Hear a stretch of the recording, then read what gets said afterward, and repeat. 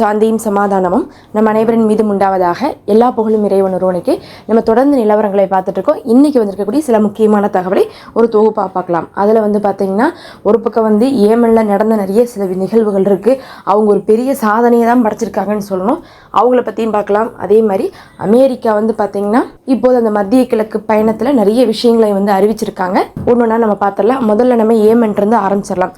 Yemen பார்த்திங்கன்னா ஏற்கனவே ஒரு கப்பலை பிடிச்சி வச்சுருந்தாங்க. நம்ம எல்லாருக்கும் தெரியும், கேலக்ஸி லீடர் அப்படின்னு சொல்லக்கூடிய இந்தியாவுக்கு வந்துட்டு இருக்கக்கூடிய ஒரு கப்பல் தான் அது. அது எப்போ வந்துச்சு?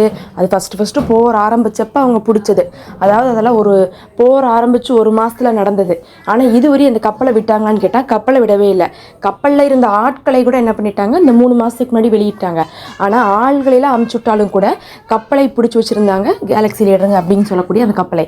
அதில் என்ன பண்ணியிருக்காங்க, இன்றைக்கி பார்த்திங்கன்னா நிறைய நிகழ்ச்சிகளெல்லாம் நடத்தியிருக்காங்க. எதுக்காகன்னு சொல்லிட்டு பார்த்தீங்கன்னா, உலக வல்லரசாகிய அமெரிக்காவே நம்மளிடத்துல சமாதானத்துக்கு இப்போ சமாதானம் என்ன ஆயிடுச்சு, ஒரு வாரம் ஆயிடுச்சு. சமாதானம் நாளுக்கு நாள் பார்க்கும்போது அதை ஒரு வெற்றியாக தான் பார்க்குறாங்க. முதல்ல சமாதானம்னு வந்தாங்க, அதுக்கப்புறம் மறுபடியும் அடித்தாலும் அடிப்பாங்களோ அப்படிங்கக்கூடிய ஒரு பெரிய டவுட் இருந்துட்டு இருந்துச்சு. ஏன்னா அமெரிக்காவை பற்றி நமக்கு தெரியும், இஸ்ரேலை பற்றி நமக்கு தெரியும். திடீர்னு இவங்க சமாதானம் பேசிட்டோம்னு நினச்சிட்டு போய் உட்காந்தோம்னா என்ன பண்ணுவாங்க, திடீர்னு ஒரு பெரிய தாக்குதலை பண்ணி நாங்கள் சும்மா தான் சொன்னோன்றுவாங்க. அப்படி பார்க்கும்போது இப்போ சமாதானம்னு அமெரிக்கா அனௌன்ஸ் பண்ணி ஒரு வாரம் ஆயிடுச்சு. எந்த ஒரு தாக்குதலும் ஏமனுக்குள்ளே அமெரிக்கா தரப்புலேருந்து நடத்தப்படலை. அதனால பார்த்திங்கன்னா அவங்க முதல் நாள்லேருந்தே அந்த கொண்டாட்டத்தை ஏமன் மக்கள் செலிப்ரேட் பண்ணிட்டு தான் இருந்தாங்க. நிறைய வீடியோக்கள் நீங்களே பார்த்துருப்பீங்க. ஏமன் மக்கள் பார்த்திங்கன்னா அவங்களுடைய பாரம்பரிய நடனத்தைலாம் ஆடின மாதிரி. எதுக்காகனா அமெரிக்காவே கீழ்ப்படிஞ்சிருச்சு.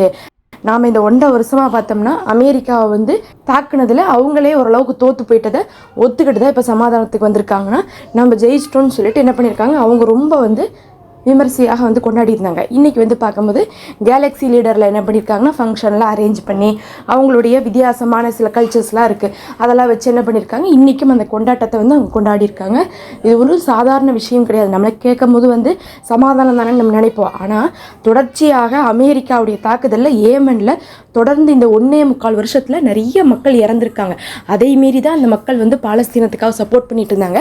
இப்போ இந்த ஒரு வாரத்தில் யாருமே இறக்கலை, அத்தனை தாக்குதல் நின்றுச்சு. இனி ஏமன் பார்க்கும்போது இஸ்ரேல் அடித்தாலும் கூட அமெரிக்கா அடிக்க மாட்டாங்க அப்படிங்கக்கூடிய ஒரு நிலைமை வரும்போது அது ஒரு பெரிய சந்தோஷமாக இருக்குது அவங்களுக்கு. ஏன்னா எல்லா போரும் நின்றுச்சு, யாரும் அடிக்க போகிறதில்லைன்னா அது வேற.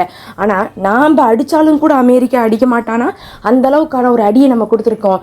தொடர்ந்து போர்க்கப்பலை போட்டு தாக்கில் என்ன ஆகிட்டான், அமெரிக்காக்காரனே கீழ்ப்படிஞ்சிட்டான்னு சொல்லிட்டு இன்றைக்கி உலகத்துடைய வல்லரசாக இருக்கக்கூடிய ட்ரம்ப்பே பார்க்கும்போது சமாதானத்துக்கு நம்மளை அழைத்து நம்மளோட சமாதானம் பேசியிருக்காங்கன்னு சொல்லிட்டு அந்த மக்கள் கொண்டாடி இருக்காங்கன்னு தான் சொல்லணும். அதே சமயத்தில் இன்னொரு சாதனையும் இன்றைக்கி படைச்சிருக்காங்க. என்னென்னா, ட்ரம்ப் மத்திய கிழக்குக்கு வந்திருக்காங்க, நமக்கு தெரியும். பேசிகிட்டு இருக்காங்க சவுதியோட GCC மாநாட்டில். அந்த சமயத்திலேயே வான் தாக்குதலை செஞ்சாங்க. ஏமன்லேருந்து பேலிஸ்டிக் ஏவுகணைகளை இஸ்ரேலை நோக்கி தாக்குனாங்க. அதுக்கப்புறம் பார்த்திங்கன்னா 2வதாக மறுபடியும் என்ன பண்ணியிருந்தாங்க, நேற்று இரவும் தாக்குதல் நடத்தியிருந்தாங்க. இப்போ இன்றைக்கி 3வதாக பார்த்திங்கன்னா ட்ரம்ப் மறுபடியும் கத்தார் UAEயில் இருக்கக்கூடிய நேரத்தில் என்ன பண்ணியிருக்காங்க, தாக்கியிருக்காங்க. அதுலேயும் கத்தாரில் பார்த்திங்கன்னா ட்ரம்ப் பேசிகிட்டு இருக்காரு, ஆஹா ஓஹோன்னு சொல்லிட்டு புகழ்ந்து தள்ளிட்டு இருக்காரு. அவரு தான் இந்தியா பாகிஸ்தான் போரையும் நிறுத்தினாராமா, சமாதானத்தை கொண்டு வந்தாராமா. இன்னொரு பக்கம் பார்க்கும்போது பார்த்தா காசா போரி அவர் தான் நிறுத்த போகிறாராமா, சமாதானத்தை கொண்டு வருவாராமா. அதேமாதிரி நான் தான் என்ன பண்ணேன், ஏமன் கூட சமாதானத்துக்கு போனேன்னு சொல்லிட்டு என்னென்னமோ அவரே சமாதானத்துக்கு கொண்டு வந்ததவே பெரிய வீர தீர செயலாட்ட பேசிகிட்டு இருக்காரு. ஏமன்ட்டு தோற்று தான் இவங்க சமாதானத்துக்கு போயிருக்காங்க. இப்படி இவங்க பேசிகிட்டு இருக்கும் போது இன்றைக்கி 3வது தடவை என்ன பண்ணியிருக்காங்கன்னா, இஸ்ரேலை நோக்கி ஏமன்லேருந்து பேலிஸ்டிக் அட்டாக் பண்ணியிருக்காங்க. அந்த பேலிஸ்டிக் அட்டாக் பார்த்திங்கன்னா அப்படியே எங்கே ட்ரம்ப் இருக்காரோ அந்த வான் பரப்புகளெல்லாம் தாண்டி தான் வந்திருக்கு. அப்போ ட்ரம்ப் இருந்துகிட்ருக்காரு மத்திய கிழக்கில் ட்ரம்ப் இருக்கக்கூடிய நேரத்திலே ஏமன் இஸ்ரேலை நோக்கி தாக்குதலை அனுப்பியிருக்காங்க. 3வது தடவையாக இந்த 2 நாளுக்குள்ள அனுப்பியிருக்காங்க. அதை பற்றி எதையும் கண்டுக்காமல் தன்னை மட்டுமே என்ன பண்ணிட்டு இருக்காரு, ட்ரம்ப் பெருமையாக பேசிகிட்டு இருக்காரு.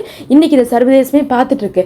நீங்கள் எந்த அளவுக்கு பலவீனமாக இருந்திருந்தா, எந்த அளவுக்கு நீங்கள் ஏமன்ட்ட தோற்று போயிருந்தா, நீங்கள் இருக்கக்கூடிய அதுவும் ட்ரம்ப்பெல்லாம் பார்த்தீங்கன்னா இருக்கும் போது தாக்குறது அப்படிங்கிறது ஒரு சாதாரண விஷயம் கிடையாது.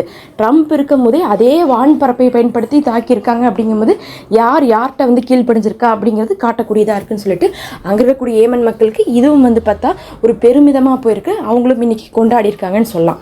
அப்போ இன்னைக்கு பார்க்கும்போது ஏமனுக்கு ஒட்டுமொத்தமாக கொண்டாட்டம் தான், சந்தோஷம் தான், சாதனை தான் அப்படின்னு சொல்லிடலாம். அப்படியே நம்ம இந்த பக்கம் வரலாம் காசாக்குள்ளே. காசாவை பற்றி பேசுகிறக்கே நமக்கு கஷ்டமாக இருக்குன்னு தான் சொல்லணும். ஏன்னா நேற்றுலேருந்து நம்ம சொல்லிகிட்டு இருக்கோம், அங்கே பங்கர் பிளாஸ்டர் போட்டு ஐரோப்பிய ஹாஸ்பிட்டலில் வந்து கடுமையான தாக்குதலை பண்ணியிருக்காங்கன்னு சொன்னோமா. மறுபடியும் தாக்குதல் நடத்தப்பட்டிருக்கு. 46 பங்கர் பிளாஸ்டர்கள் போடப்பட்டிருக்கு. கிட்டத்தட்ட வந்து பார்த்திங்கன்னா அங்கே வந்து 3 தகவல் வந்திருக்கு. அல் ஜசீரா சொல்கிறாங்க 77 பேர் உயிரிழந்தாங்கன்ட்டு. இன்னொன்று வந்து பார்த்திங்கன்னா அங்கேருந்து மற்ற ஊடகங்கள் வந்து 87 பேருங்கிறாங்க. பொதுமக்கள் வந்து பார்த்தா 103 பேருங்கிறாங்க. இத்தனை பேர் உயிரிழந்திருக்கிறதாக தகவல் வருது.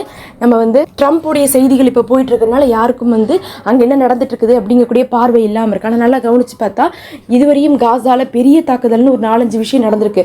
ஒன்று வந்து பார்த்திங்கன்னா சிஃபா மருத்துவமனை, ரெண்டாவது வந்து பார்த்திங்கன்னா ரஃபாவில் பண்ணாங்க, ஆல் ஐசார் ரஃபான்னு சொல்லிட்டு பண்ணாங்க. இந்த மாதிரி ஒரு முக்கியமான தாக்குதல்லாம் நடந்துச்சு பாருங்க. அந்த மாதிரியான முக்கியமான தாக்குதல் தான் இப்போது நடந்திருக்கு. ஆனால் இதை பற்றியான பேச்சுகள் வெளியே வராத அளவுக்கு மற்ற விஷயங்கள்லாம் மக்கள் மூழ்கிட்டாங்க. எல்லாரும் பார்த்தீங்கன்னா ஒன்றா இந்தியா பாகிஸ்தானை பற்றி பார்த்துட்டு இருக்காங்க, இல்லை ட்ரம்ப்புடைய மத்திய கிழக்குடைய இதை வந்து பார்த்துட்டு இருக்காங்க. இதை பயன்படுத்தி இஸ்ரேல் என்ன பண்ணிட்டு இருக்காங்க, இப்படி ஒரு தாக்குதலை பண்ணியிருக்காங்க. இஸ்ரேல் வந்து பார்த்தா அவங்களுக்கே ஒரு டவுட் தான், இப்போ ட்ரம்ப் நம்ம பக்கம் இருக்கிறாரா இல்லையா. ஒரு பக்கம் வந்து பார்க்கும்போது இஸ்ரேலுக்கு நான் நல்லது செய்வேன்னு தான் சொல்கிறாரு. இன்னொரு பக்கம் வந்து பார்த்தா இவர் சமாதானத்துக்கு போவேன், காசாவுடைய யுத்தத்தை நான் தான் வந்து என்ன பண்ணுவேன், சமாதானத்தை கொண்டு வர போகிறேன், அதை நாங்கள் வந்து முடிவை நோக்கி நாங்கள் பயணிச்சுட்டு இருக்கோம்னு சொல்லிட்டு இருக்காங்கன்னு சொல்லிட்டு இஸ்ரேலுக்கு ஏற்கனவே வந்து ட்ரம்ப் மேலே 2 மனசு தான். இது இவர் நமக்கு சப்போர்ட்டா இல்லை இவர் நமக்கு அப்போஸான்னு சொல்லிட்டு தெரியாமல் இருந்துட்டு இருக்காங்க. எது எப்படி இருந்தாலும் இப்போ அவர் அங்கே போயிருக்கார் மத்திய கிழக்குக்கு, எல்லாரும் அந்த பக்கம் பார்த்துட்டு இருப்பாங்க, அதை பற்றி தான் பேசிகிட்டு இருப்பாங்க. அந்த சமயத்தில் நம்ம என்ன பண்ணிடலாம், பெரிய அட்டாக்காக காசாக்குள்ளே பண்ணிட்டோம்னா அந்த சமயத்தில் எதுவுமே பேச முடியாதுன்னு சொல்லிட்டு என்ன பண்ணியிருக்காங்க, இப்போ இஸ்ரேல் வந்து கரெக்டாக வந்து ட்ரம்ப் மத்திய கிழக்கில் இருக்கும்போது காசாவில் பெரும் தாக்குதலுக்கு மருத்துவமனை மேலேயே முன்னெடுத்திருக்காங்கன்னு தான் நம்ம சொல்லணும். இது இல்லாமல் இந்த மாநாடுலாம் பேசினாங்களே, ஏதாவது வந்து காசாவை பற்றி பேசினாங்களா? ஏன்னா வந்து ட்ரம்ப் சொல்லிட்டு இருக்காருல்ல, நான் வந்து ஒரு பெரிய அறிவிப்பை கொடுக்க போகிறேன் அப்படி இப்படின்ட்டு தான் வந்து பெனாத்திட்டு இருந்தார். பார்த்தா நாமளும் அறிவிப்பை தேடிட்டே இருக்கிறோம், இதுவரை கிடச்ச மாதிரி கிடையாது, காணுமே அப்படின்னு பார்த்தா இன்னுமே வந்து காசாவை பற்றி ஒரு பெரிய விஷயமாலாம் எதுவும் பேசலை பப்ளிக்காக. ஆனால் வந்து கத்தாரோட 2 மணி நேரம் வந்து தனிமையில் பேசியிருக்காங்க. பேசிட்டு வெளியே வரும்போது பார்த்தா கூட வந்து ட்ரம்ப்போட விகாஃப் அவர்கள் இருந்திருக்காங்க. அவர் தான் வந்து பார்த்திங்கன்னா மத்திய கிழக்குடைய தூதராக இருக்கார்.